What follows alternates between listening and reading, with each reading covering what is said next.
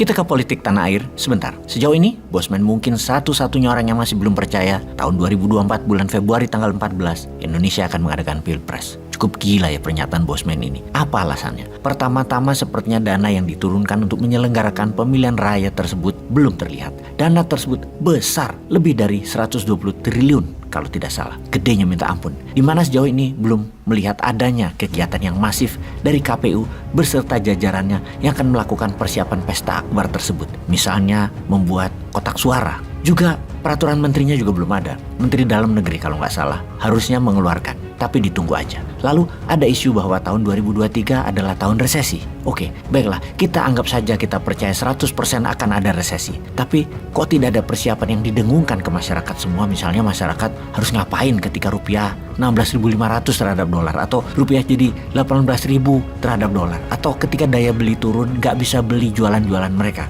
Bagaimana masyarakat, atau masyarakat harus melakukan apa? Berilah sedikit pengetahuan dan bekalan di tahun 2023 nanti apa yang masyarakat harus lakukan. Bosman yang sontoloyo ini aja sudah kasih sedikit loh info. Masa pejabat dan pemimpin tertinggi nggak ngomong apa-apa, hanya global aja, wacana dan normatif. Masa gitu sih? Ayo dong, tunjukkan taringmu. Atau resesinya nanti dibuat, resesinya direkayasa sehingga rakyat panik dan meminta BLT. Lah, mending dana 100 triliun buat BLT, bantuan tunai ke masyarakat dong ya, daripada jadi uang pemilu.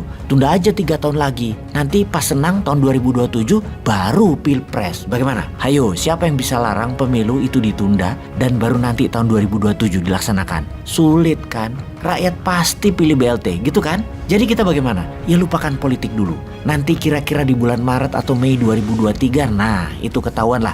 Jadi apa enggaknya Februari 14 2024 Pilpresnya. Tuh, pada gak sabar banget ya pengen ganti. Bener deh, ada 2 kelompok besar di masyarakat sekarang. Kelompok pertama yaitu ingin ganti presiden. Artinya kebijakan Pak Jokowi jadi usang dan ke depan semuanya berubah 100%.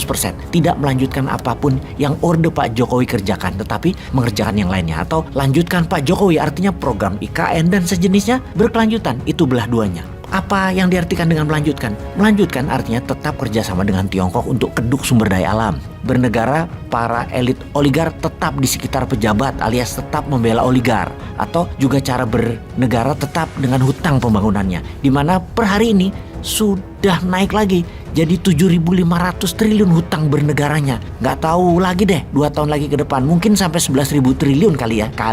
Pengusaha asing khususnya Tiongkok masuk ke bisnis hulu sumber daya alam, diberi fasilitas tax holiday dan macam-macam, kemudian termasuk boleh bawa sendiri tenaga kerja dari Tiongkok dan tidak ada alih teknologi. Gak apa-apa, pokoknya masuk aja itu Tiongkok. Kalau ganti presiden sebenarnya bukan sekedar ganti orang, tetapi ganti sistem bernegaranya. Artinya tidak hutang, solusi cetak uang berbasis produksi, perusahaan asing FDI (Foreign Direct Investment) tidak boleh masuk ke sumber daya alam, yang boleh hanya perusahaan lokal atau domestic direct investment. Jadi kita coba mereview siapa yang melanjutkan dan siapa yang menggantikan. Dah, itu saja yang kita bahas karena hal ini fundamental. Kalau memang mau ganti 100%, ya calonnya cuma Bosman.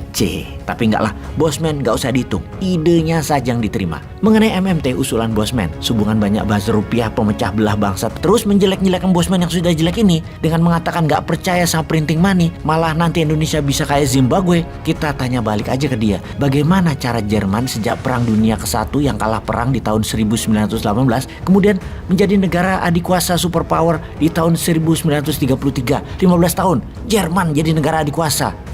Lupa gua, nggak nyampe ilmu lo ya. Lupa gua. Atau kita coba tanya sama si buzzer yang memakai uang rakyat untuk memecah belah bangsa tersebut. Siapa yang ngutangi coy Jerman itu coy? Cuan dari mana itu Jerman? Atau gini deh, kita sekolahin aja tuh buzzer biar pinter dikit otak di dengkulnya itu. Bagaimana kalau kita kasih contoh lain lagi yang lebih jelas? Bagaimana Korea Utara bisa membiayai negaranya khususnya membangun rudal balistik berhulu ledak nuklir? Ada yang ngutangin dia emangnya? Cuan dari mana bikin senjata nuklir dan reaktor nuklir pembangkit listrik di Korea Utara?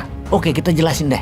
Dalam 11 bulan ini, tahun 2022, Korea Utara bikin negara-negara barat dan sekutu barat berang dan khawatir atas peluncuran lebih dari 80 kali peluncuran misil rudal balistik dari 20 lokasi berbeda, di mana hal ini merupakan rekor baru yang dilakukan negara Kim Jong-un itu. Belum pernah terjadi dalam 50 tahun terakhir atau bahkan sejak 10 tahun terakhir ada peluncuran misil lebih dari 20 lokasi yang dilakukan Korea Utara. Ada apa ini? Bahkan ada pertanyaan yang mendalam. Dari mana duitnya tuh Korea Utara? Mereka tidak mungkin printing money karena Mereka tidak punya produk yang diekspor, gitu ya. Dimana, ya benar sih, dimana salah satu syarat cetak uang adalah produknya ada yang diekspor. Atau ada cara lain. Oke, sementara Korea Utara perlu belanja bahan baku dari luar Korea. Bayar pakai apa? Inilah cara bernegara Korea Utara yang mana setiap negara untuk survive, hidup tanpa utang harus punya strategi masing-masing. Begitu juga Indonesia harus kreatif. Kita kembali ke Korea Utara. Pada 5 Januari 2022 Korea Utara pertama kali meluncurkan misil hypersonic yang canggih buatan mereka. Dilanjutkan tanggal 10, 11, 12 Januari meluncurkan lagi. Terus di bulan Februari melanjutkan bulan-bulan berikutnya dengan ICBM atau Intercontinental Ballistic Missile seri besar. Dari mana uang Korea Utara untuk melakukan hal itu semua? Semuanya di luar perkiraan pakar ekonomi seluruh dunia. Semuanya. Korea Utara ternyata menggunakan stolen cryptocurrency. Mereka menambang dan mencuri cryptocurrency.